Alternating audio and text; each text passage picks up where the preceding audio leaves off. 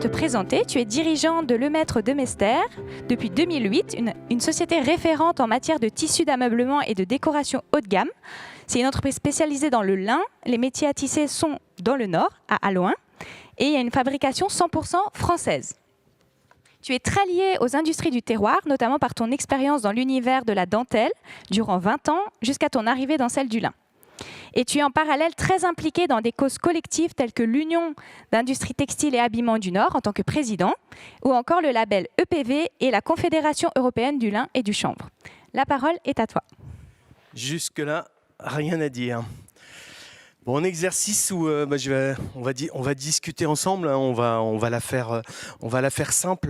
Le collectif, on pourrait y rester 1 heure ou on peut en parler 2 minutes. On a tous conscience qu'on a un contexte qui a forcément complètement changé depuis ce fameux virus.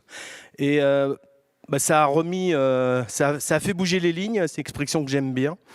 Et puis ça a clairement mis en évidence d'une part que le textile était bien vivant, était là. Les gens ont redécouvert le textile au travers de cette crise. On redécouvert qu'il y avait du textile partout, et aussi bien dans le traditionnel, dans le technique, dans l'habillement, mais dans des domaines aussi variés que l'aéronautique, l'automobile, la médecine, le sport et l'aviation. Donc on pouvait retrouver du textile partout. On était sur une mouvance où on était en train de créer des emplois dans le textile au niveau national. J'en profite pour saluer mon président qui est là dans le public, sur le national et sur un essor des entreprises textiles habillement en France. Et bien sûr, le Covid a un peu cassé cette belle dynamique, mais en même temps, donc a fait prendre conscience de cette existence, de l'importance, de la dépendance qu'on pouvait avoir vis-à-vis de pays très lointains. Mais il y a eu l'épisode des masques, je ne vais pas revenir dessus, vous en avez quasiment tous, mais en tous les cas, on en a usé, abusé, et on en a bien eu besoin, et quand on en avait besoin, on ne les avait pas forcément. Et là, il y a eu une mobilisation fantastique. Donc, à un moment, il faut garder espoir. Le collectif a prouvé, parce que quand les choses vont mal, que finalement, on était capable d'aller au-delà des divisions, des différences, et des égos et des ambitions, et qu'on pouvait construire quelque chose de beau. Et les masques en est un exemple. Maintenant, il ne faut pas s'arrêter là, et c'est vraiment le combat de tous les jours, et c'est un combat qui n'est pas simple. Et c'est pour ça qu'on va prendre un peu de temps, hein, vous me direz, quand vous en avez marre, vous levez le bras, hein, de toute façon, donc il n'y a pas de problème, on passe à autre chose. Mais je me pose pas aujourd'hui comme un chevalier blanc du collectif, ou comme un philanthrope, ou comme, surtout pas, parce que ça j'ai horreur de ça, de donneur de leçons sur le collectif. C'est juste au travers d'une expérience et au travers de convictions. Je pense que là aussi je peux en parler d'autant plus facilement quand on voit. Il y a Clarisse du Défi, il y a Yves du Bief, donc de l'UIT, et on a souvent ces discussions, on a souvent ces échanges et ces velléités qui sont différentes sur le sujet, à savoir que regardons le panorama de ce qui existe aujourd'hui dans nos syndicats professionnels, dans nos branches, et regardons ce qui est en train de se passer. Pour ceux qui ne sont pas initiés, le textile habillement en France, donc vous avez un syndicat textile, vous avez l'UFIM, syndicat du prêt-à-porter, qui est réparti en syndicat du prêt-à-porter masculin et féminin, vous avez le syndicat de la haute couture, vous avez les dentelles et broderies, vous avez la maille et la lingerie balnéaire. Vous voulez que je continue, ou je pense que vous voyez où je veux en venir. Donc, pour les non-initiés, c'est pas facile, et je dois vous avouer que même pour les initiés, parfois, c'est pas facile. En région, à notre tout petit niveau ici, on a fait la proposition de dire déjà, textile habillement, on va fusionner. On va faire sauter quelques barrières, et on va essayer d'être ensemble, d'être plus forts. C'est quelque chose que j'aime répéter, qui est tellement bateau, mais ça fait tellement de bien de le dire. C'est tout seul, on va plus vite, mais ensemble, on va plus loin. Voilà, c'est bateau, mais qu'est-ce que c'est vrai, et on le vit tous les jours. Donc aujourd'hui, c'est clair qu'il y a il y a une remise en cause complète. Il y a à tous les niveaux, hein, même, on le voit dans les entreprises déjà, ça c'est le premier niveau, dans les organisations syndicales, dans les partis politiques, dans les associations, on n'entend parler que de ça, raison d'être, mission, valeur. Un moment, si on en entend parler autant, certes on peut dire que c'est une tendance, mais je pense qu'il y a quand même un mouvement de fond et une vraie tendance de fond sur le sujet. Et ce n'est pas par hasard. Et je pense que si on a besoin de réfléchir à tout ça, je pense qu'il faut vraiment écouter le signal et entendre ce qui se dit par rapport à ça. En parallèle, sur des choses beaucoup moins glamour ou qui font beaucoup moins appel à l'émotion, on a aussi les problèmes de financement, il faut être clair. Le gouvernement a donné des signes et une volonté de mutualisation et de fusion et d'essayer de faire rassembler au maximum pour qu'on ait un panorama un peu plus lisible sur le sujet, parce qu'à un moment, les financements ne vont pas être inépuisables et ils vont peut-être être de plus en plus compliqués à obtenir au fil des années, tant au niveau national qu'au niveau local. Donc par rapport à ça, on a intérêt à quoi ? On a intérêt à montrer notre unité, à montrer l'utilité des différentes structures et leurs spécificités dans les différents domaines. Et on a intérêt, vous allez l'entendre encore plusieurs fois, à la jouer collectif. Encore une fois, je pense qu'il n'y a pas de secret. La jouer collectif, vous allez me dire, c'est bien de dire tout ça, de le répéter 4 fois, c'est pas pour autant que ça va vous convaincre un peu plus, mais concrètement, ça veut dire quoi ? La jouer collectif, pendant le Covid, il y a eu énormément de choses qui ont été faites entre les différentes organisations pour pouvoir s'occuper des entreprises qui en avaient le plus besoin et qui ont le plus souffert. Juste un petit exemple, le fonds de solidarité, ça a été une bagarre pour que certaines catégories d'entreprises, que certains secteurs puissent en bénéficier alors que ce n'était pas prévu au démarrage. Donc là, c'est certes du lobbying, mais c'est aussi du collectif, c'est aussi de l'échange permanent et une volonté d'entreprendre ensemble et de réaliser des choses ensemble. Vous venez d'entendre dans l'échange précédent, pas juste avant, mais encore avant, Gilles Attaf et Jules, donc France Terre Textile et Origine France Garantie. Origine France Garantie, c'est un label avec ses règles. France Terre Textile aussi. France Terre Textile, c'est une initiative d'entrepreneurs au service des entrepreneurs. Là aussi, c'est de dire, travaillons ensemble, en collectif, avec les entreprises qui partagent les mêmes valeurs et qui ont les mêmes envies. Donc ça, ce sont des exemples de réussite que toutes les régions et bien sûr au niveau national, le textile et l'habillement essayent de relayer. Il y a des petits derniers dans le domaine. Vous avez sûrement entendu parler du collectif Tricolore qui regroupe toute la chaîne laine, depuis les producteurs d'ovins jusqu'à l'aval et les marques qui utilisent de la laine, avec la volonté de pouvoir utiliser une chaîne de valeur 100% française autour de la laine. Vous avez encore quelque chose de plus récent au niveau national, le Club des tricoteurs, où on regroupe une trentaine de tricoteurs français qui, là aussi, peuvent ensemble essayer d'aborder le marché de manière un peu différente. Culturellement, on n'est pas les Italiens, quoi. Les Italiens, ils se prennent un gros gâteau, ils se le partagent, même s'ils ont des casseroles, même s'ils ont des problèmes entre eux, même s'il y en a un qui a divorcé avec l'autre et que la fille est partie. Peu importe, à la fin, ils s'y retrouvent et on arrive à livrer. Et ça, c'est vraiment très culturel. Je peux en parler parce que je suis moitié italien, donc je me permets de le dire et c'est quelque chose que j'ai pu vivre aussi par ailleurs. Et après, on a les Allemands qui, eux, savent chasser en meute, alors que nous, ce n'est pas non plus notre culture. Tout ça, je pense que c'est en train d'évoluer. Ça va prendre du temps. Il n'y a absolument rien de magique et il n'y a rien qui va se faire tout seul. Ça prend beaucoup de temps.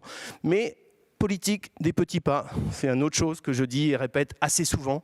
Dans tout ce que vous entendez sur le Made in France, sur la relocalisation, il n'y a rien qui se fera avec un coup de baguette magique et du jour au lendemain. Ce ne serait pas souhaitable. Et puis quand vous entendez les chiffres, 95% des consommations textiles sont importées.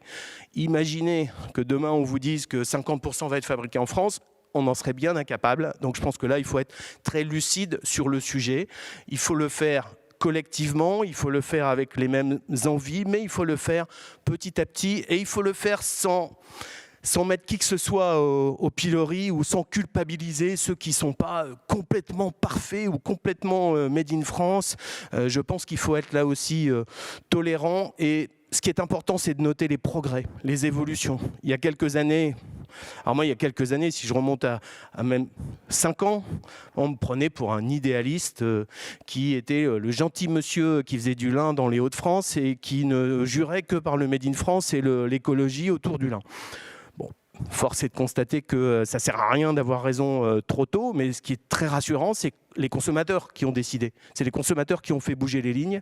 Et ça, c'est très important par rapport à tout ce phénomène. Mais encore une fois, les choses doivent aller doucement et doivent évoluer. Moi, je peux vous parler de quelque chose que je connais aussi, là, en tant que chef d'entreprise, pas en tant que président de syndicat. Mon entreprise, donc le Maître de Mester, 1835, tisseur de lin. Il y a une filière de lin qui était exceptionnelle en France parce qu'il y a 80% du marché mondial du lin qui est fait et qui pousse en Normandie et dans les Hauts-de-France. Il y avait un petit problème, c'est qu'il n'y avait plus de filature de lin en France. Et il y avait quelques tisseurs comme nous. Il y a encore, je ne vais pas le citer 3 fois, hein, mais dans la salle, on est quelques-uns à avoir fait du lin en France, mais on n'était pas très nombreux. Et à un moment, à force de dire et répéter, c'est quand même dommage qu'on ne puisse pas avoir une filature de lin. Ici, vous êtes dans le berceau où vous aviez quand même 200 tisseurs filateurs de lin, de laine, de coton, ici sur la métropole de Versant Nord-Est. Hein. Donc on est vraiment dans le berceau. Et aujourd'hui, on doit se réjouir de se dire, finalement, la filière a continué à essayer d'œuvrer ensemble et pour se dire, il y a un vrai besoin, il y a une vraie attente du consommateur. Là aussi, on va recréer une chaîne de valeur 100% française depuis le champ jusqu'au produit fini. C'est ainsi qu'il y a 3 filatures de lin qui vont sortir de terre. La première, bon, je peux me permettre d'en parler, filature au mouillé, c'est notre groupe Natop qui va sortir là en fin décembre à Saint-Martin-du-Tilleul en Normandie, suivi par Safilin et Velcorex qui veut aussi mettre une filature au mouillé à terme. Donc c'est quelque chose qui bouge, une filière complète. Et là aussi, un collectif pas toujours évident dans l'entreprise comme dans nos organisations syndicales. C'est pas toujours simple d'avoir des visions communes, d'accepter que nos intérêts spécifiques ne servent pas forcément la filière. Et tout est question de consensus, de curseur et de trouver un juste milieu. Quels sont les freins ? Les freins au collectif finalement, pourquoi ça ne fonctionne pas mieux ? Pourquoi c'est si compliqué ? Je pense que c'est juste les freins sont liés aussi à la beauté et l'unicité de l'être humain, mais les freins sont liés à l'ego, aux égos, aux ambitions, à la politique. Ils sont liés à des choses qui font que les gens confondent leur certitude et leur conviction. Et je pense que ça, c'est des choses qu'il faut combattre, mais qui prennent du temps. Et là aussi, on n'y arrivera pas comme ça du jour au lendemain. Annick a mentionné, je pense, ce matin ou hier, que c'était difficile, la mise en place de ces Fashion Green Days, c'est une réussite, mais qu'elle n'a jamais autant souffert par rapport à ça. Oui, parce que les gens sont toujours prêts à recevoir. Pour donner, c'est plus compliqué, quoi. Mais à un moment, je pense que dans la vie, comme dans le boulot, comme dans tout ce qu'on peut faire, il faut savoir donner pour recevoir. Et ça, c'est quelque chose qui n'est pas forcément, là aussi, culturel. Donc, il faut aller au bout. Il faut être dans le Nord. Je ne sais pas si la majorité des gens ici sont du Nord. On a un petit dicton qui me plaît bien et qui va bien, c'est qu'on dit « grain d'iseux, petit feuseux ». Est-ce que vous savez ce que ça veut dire ? Grain d'iseux, petit feuseux, ça veut dire il y en a qui disent, qui parlent beaucoup, mais qui ne font pas beaucoup. Et je pense que dans toutes nos organisations, on retrouve la même chose. Après, c'est vrai qu'on est dans une ère où la communication a pris le pas sur tout.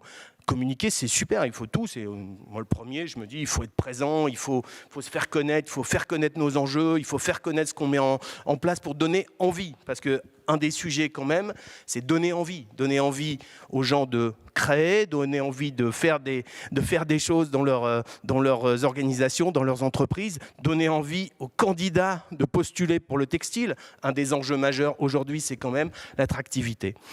Alors, je ne sais pas du tout où j'en suis là, parce que moi, vous pouvez me brancher 2 heures, hein, mais donc je vais à la fin, vous allez en avoir marre. Donc, par rapport à cet enjeu sur le donner envie et sur l'attractivité, aujourd'hui, dans les Hauts-de-France, on a lancé un nouveau concept, une marque ombrelle qui s'appelle la Textile Vallée. Alors, la Textile Valley, c'est tout sauf une structure, des statuts, une gouvernance rigide. Non, non, c'est juste une marque ombrelle pour donner envie. 3 objectifs principaux: attractivité, communiquer au nom de l'ensemble de l'écosystème des Hauts-de-France. Parce que vous savez que les Hauts-de-France, ça représente quand même 440 entreprises textiles, 13 500 emplois, et qu'aujourd'hui, avec Lyon, allez, on va leur faire plaisir, on va dire que Lyon est peut-être l'écosystème le plus riche de France et qu'on est le 2e, mais on est le 2e écosystème le plus riche de France, avec centres techniques, avec laboratoires, avec écoles, avec des acteurs, mais incroyables, avec tous ces gens, le pôle de compétitivité, les clubs d'entreprise. On a un écosystème où on est capable de répondre à toutes les demandes des entreprises. Il s'avère qu'il y a un constat qui a été fait et qui peut être fait à différents niveaux, à différentes entreprises, c'est que les gens, les adhérents, les entreprises ne connaissaient pas forcément cet écosystème ou comment y accéder. Et l'autre point, c'est que les entreprises, même entre elles, ne se connaissaient pas forcément. Donc la Textile Valley, c'est vraiment déjà essayer de mettre une bannière commune pour rassembler tous ces gens pour qu'ils puissent bosser ensemble, pour qu'on fasse avoir une lisibilité, une visibilité, avec une cartographie de qui sont les entreprises et qui sont les acteurs de l'écosystème. C'est également ce qui est en train de se faire au niveau national. Et je pense que avant d'aller plus loin, c'est important de savoir qui on est et où on va et de pouvoir favoriser les échanges entre les adhérents. Alors je dis toujours, c'est aussi une formule que j'aime bien. Dans cette Textile Valley, il n'y a pas de membership, hein. Il n'y a pas de fees, il n'y a pas d'adhésion. La seule adhésion, c'est la fierté d'appartenance et c'est le message qu'on peut et qu'on veut essayer de faire passer. Mais vous me croirez ou non, là aussi, ça n'a pas été aussi simple. Ça peut paraître tellement bateau, tellement simple de dire « Allez, on se rassemble sous une belle bannière commune ». Eh bien non, mais non, parce qu'il y a toujours de la méfiance, il y a toujours une espèce de paranoïa, il y a des luttes intestines, c'est la réalité. Alors après, je ne vais pas pleurer, hein. Si on s'engage là-dedans, c'est qu'on sait qu'on doit faire face à tout ça et qu'on doit parfois avaler des couleuvres et avoir certaines frustrations. Mais heureusement, il y a beaucoup de plaisir et il y a beaucoup d'envie, parce que tant que les convictions sont là, on y arrive parce qu'on est motivé. Parce que ce qu'on fait, on le fait pour nos adhérents et on le fait pour les entreprises. Parce qu'au final, c'est les entreprises qui apportent la richesse, c'est les entreprises qui vont recruter. Et aujourd'hui, le textile vivra au travers de ces entreprises, quelles qu'elles soient. Juste pour vous illustrer, et il n'y a pas tout, parce que c'est la petite vidéo qu'on avait faite en juin dernier lors de l'Assemblée Générale de l'UITH pour le lancement de la Textile Valley. On regardera quand tu me diras qu'il faut que je me taise et que j'arrête, on lance. Il reste 7 minutes, donc je ne sais pas combien de temps dure la vidéo. Non, elle dure 1 minute 30. Alors après, je sais pas si. Après, on fait les questions-réponses. Après les 7 minutes, les questions-réponses ou Ah non, c'est avant. C'est dans les 7 minutes. Alors on va passer aux questions-réponses si vous en avez. Encore une fois, je pourrais en parler pendant des heures. Mais ce qui est clair, en tous les cas, Textile Valley, c'est juste un exemple. Le collectif, on le voit dans notre vie privée, dans notre vie professionnelle en tant que chef d'entreprise, dans nos organisations. Il n'y a pas de secret, ça peut et ça doit passer par là. Après, on se bat parfois contre des montagnes. L'ego et l'être humain, ce n'est pas forcément très facile. Mais moi, je suis un optimiste de nature et je suis un convaincu de nature. Donc, je continuerai à me battre là-dessus. Et tant que j'aurai ces convictions et qu'on voit qu'on gagne du terrain petit à petit, qu'on y arrive, qu'on améliore et qu'on simplifie les choses. Parce qu'il faut se dire une chose, que si nous, on ne simplifie pas les choses entre nous, il y a des gens qui vont les simplifier pour nous, mais pas forcément de la manière dont on aimerait qu'elle soit simplifiée. Donc c'est à ça qu'il faut réfléchir. Promis, je me tais. Si vous avez des questions, n'hésitez pas. On peut avoir 3 minutes de questions et après on passe à la vidéo. Est-ce qu'il y a des questions? Pas de questions? Non? Ok, on peut passer à la vidéo, si ça te va. On lance la vidéo.